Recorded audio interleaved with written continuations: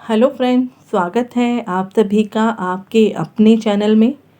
पिछली वीडियो में हमने बात की थी बीजेपी पार्टी के बारे में कि बीजेपी पार्टी हर परेशानी से बाहर निकलने में सक्षम है। किसी भी परिस्थिति में ये पार्टी स्टैंड कर सकती है। वहीं अगर हम वेस्ट बंगाल की बात करें तो वेस्ट बंगाल का इतिहास काफ़ी गौरवशाली रहा है, साहित्य के क्षेत्र में, संगीत के क्षेत्र में। आज़ादी मिलने के बाद वेस्ट बंगाल में कांग्रेस की सरकार 3 दशकों तक रही, लेकिन 1977 के विधानसभा इलेक्शन में कम्युनिस्ट पार्टी ने बाजी मारी और राज्य में पहली बार सरकार बनाई। वेस्ट बंगाल में इस समय टीएमसी सरकार है और ममता बनर्जी पिछले 10 वर्षों से रूल कर रही हैं। वह कम्युनिस्ट पार्टी जिसने बंगाल में लंबे समय तक शासन किया, टीएमसी ने उसका सफाया ही कर दिया और कांग्रेस कुछ करने में सक्षम नहीं है। ऐसे में बीजेपी ही एक ऐसी पार्टी है जो टीएमसी के अगेंस्ट पूरी पावर के साथ खड़ी हो सकती है।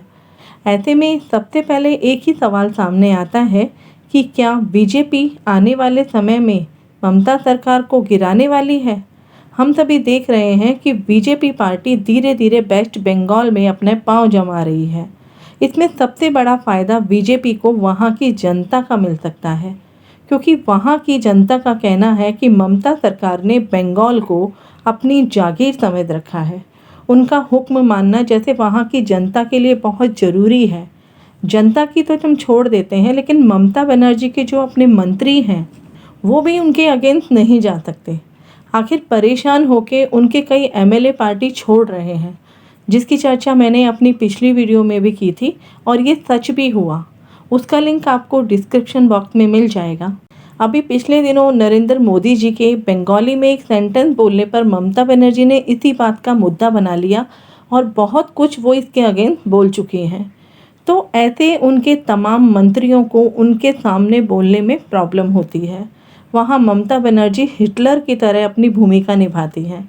ऐसे में कई बड़े नेताओं का टीएमसी पार्टी छोड़कर जाना और बीजेपी पार्टी को ज्वाइन करने का इरादा ममता बनर्जी के लिए, टीएमसी पार्टी के लिए बहुत बड़ा झटका हो सकता है।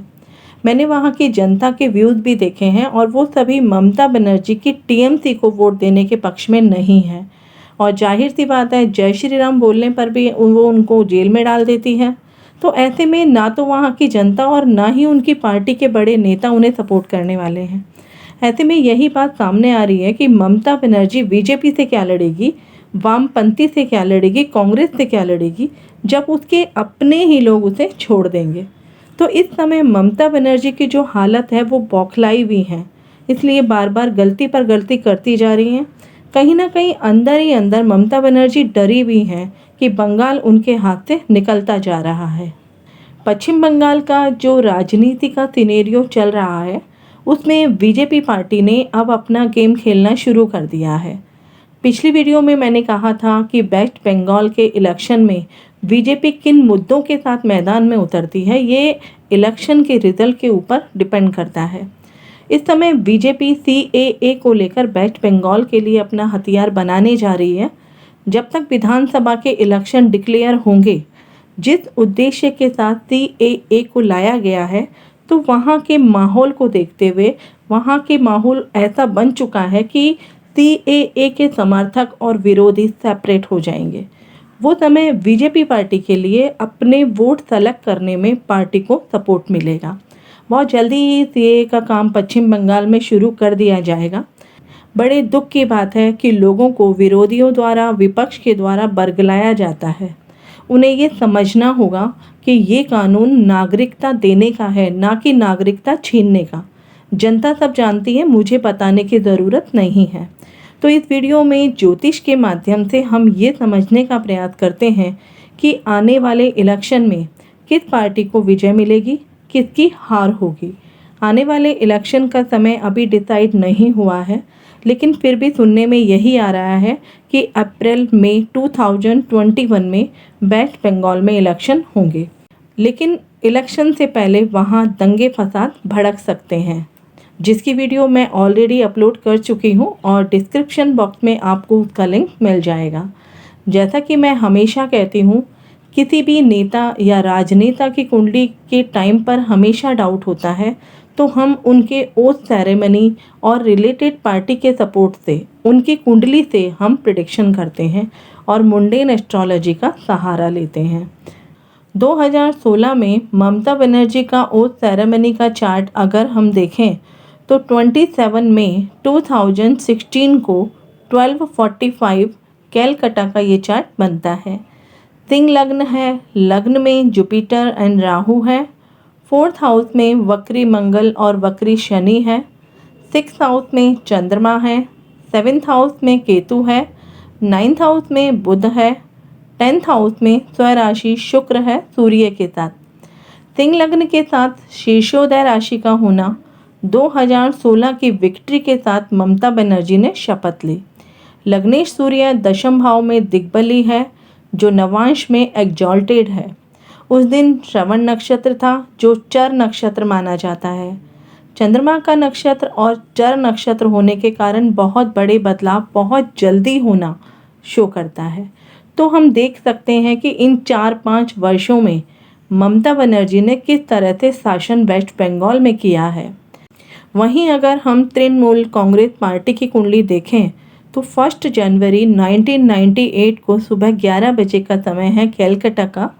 मीन लग्न की कुंडली है, लग्न में शनि है, 6th हाउस में राहु है, 9th हाउस में बुध है, 10th हाउस में सूर्य है, 11th हाउस में मकर राशि में जुपिटर, वक्री शुक्र, मंगल और चंद्रमा है, 12th हाउस में केतु है। लग्न में शनि है जो तृणमूल कांग्रेस पार्टी के संघर्ष को दिखा रहा है, लेकिन ये शनि 6th लॉर्ड सूर्य को दशम भाव में देख रहा है जो स्पष्ट कर रहा है कि इस पार्टी को राइज करने में कितनी मेहनत और संघर्ष करना पड़ा होगा। वर्तमान में इसकी राहु की दशा चल रही है। राहु में शुक्र का अंतर रहेगा 2022 तक और इसी समय वेस्ट बंगाल में इलेक्शन भी होंगे 2021 में। अगर हम यहाँ दोनों चार्ट देखें तो दोनों चार्ट में श्रवण नक्षत्र का रोल आ रहा है और दोनों में ही चंद्रमा मकर राशि में है। वर्तमान ट्रांजिट में शनि भी मकर राशि में है, तो दोनों ही चार्ट में शनि की 7:30 का समय चल रहा है। हालांकि जुपिटर भी साथ है मकर राशि में जो 7:30 में कुछ राहत का काम भी करेगा। ओथ सेरेमनी चार्ट में शनि 6 और 7th लॉर्ड है जो डिस्प्यूट को और अपोजिशन पार्टी को शो करता है और यहीं शनि लग्न को देखता है, तो ये कहा जा सकता है कि ममता बनर्जी के लिए ये समय सेटबैक वाला होगा क्योंकि 7th हाउस का केतु मृत्यु भाग में है जो पार्टी के विघटन की तरफ भी इशारा करता है। पार्टी के कुछ मेंबर्स पार्टी का साथ छोड़ सकते हैं और आप लोग देख रहे हैं कि टीएमसी के बड़े अधिकारी या जो सीनियर मेंबर रहे हैं वो सभी पार्टी छोड़ रहे हैं जो ममता बनर्जी के लिए बहुत बड़ा नुकसान भी दिखा रहे हैं। ममता बनर्जी अकेले पड़ गई हैं कि क्या करें और क्या ना करें। बीजेपी पार्टी पहले की तुलना में अपना बेस्ट परफॉर्मेंस देने वाली है वेस्ट बंगाल में, लेकिन बीजेपी और तृणमूल कांग्रेस की जीत इलेक्शन की डेट और कैंडिडेट के ऊपर डिपेंड करती है। कौन सी पार्टी जीत के साथ आगे जाएगी। फिलहाल ममता बनर्जी के लिए बहुत कठिन समय है, लेकिन बीजेपी के लिए भी ये आसान डगर नहीं होगी। दोनों ही पार्टी के लिए परीक्षा का समय है। गुरु और शनि का मकर राशि में गोचर का आना जजमेंट को शो करता है। अब वो जजमेंट सरकार का भी हो सकता है और ईश्वर का भी हो सकता है। तो यही वो समय है जब वेस्ट बंगाल की जनता को सही और उचित न्याय मिलेगा।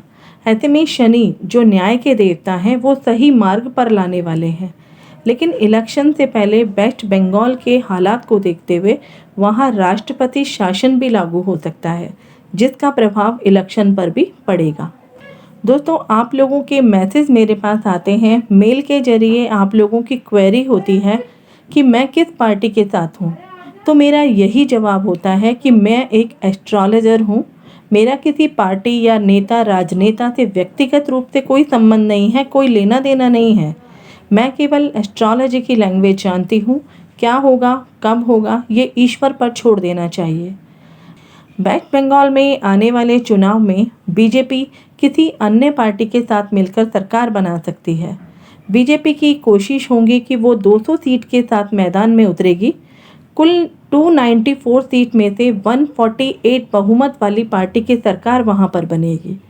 ममता बनर्जी की अगर बात करें तो ममता बनर्जी 100 से लेकर 113 तक सीटें लेके जा सकती है। वहीं बीजेपी और एनडीए की सरकार बन सकती है, उसे 145 प्लस या माइनस सीट मिल सकती है।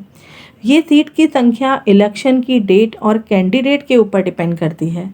जब डेट फाइनल होगी तब इसकी एक और वीडियो मैं आप लोगों को दूंगी, क्योंकि सीट में चेंजिंग उसी के ऊपर डिपेंड करती है।